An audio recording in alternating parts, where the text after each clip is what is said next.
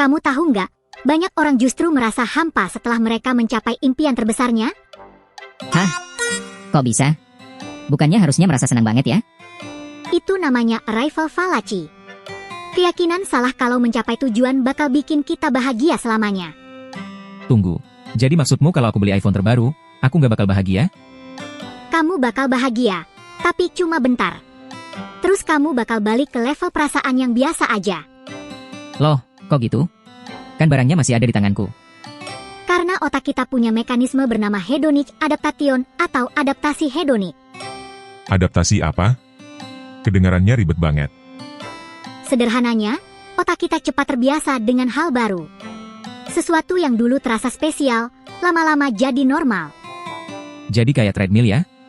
Terus lari, tapi nggak pindah tempat? Itu makanya disebut hedonic treadmill.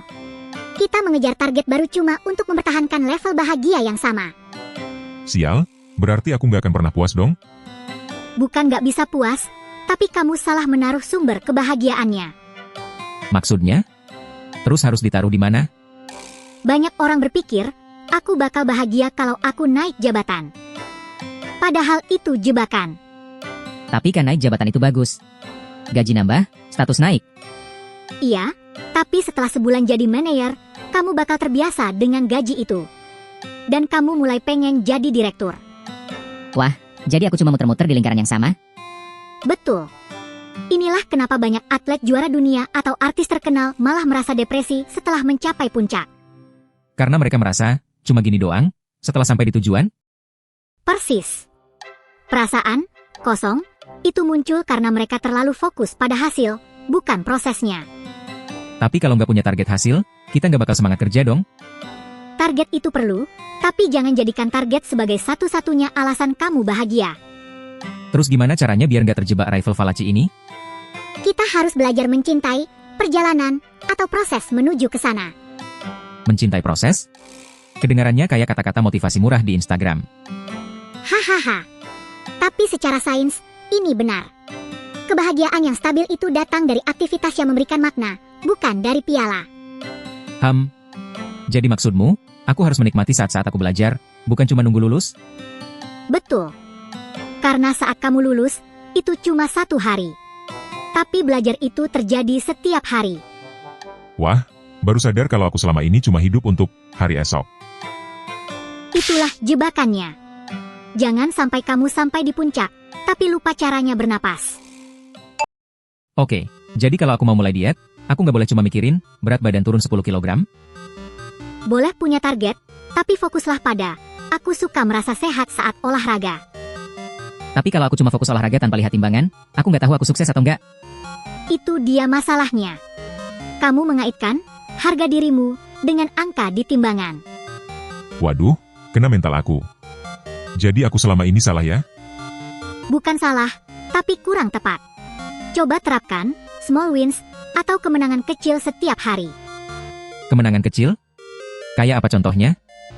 Misalnya, hari ini aku berhasil minum air putih 2 liter.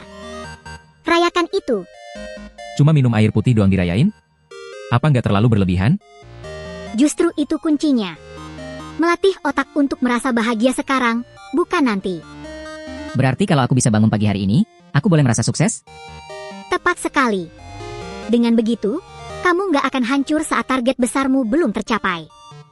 Wah, aku baru sadar kalau selama ini aku terlalu keras sama diriku sendiri. Ingat, kebahagiaan itu bukan sebuah destinasi, tapi cara kamu berjalan. Oke, aku mulai paham.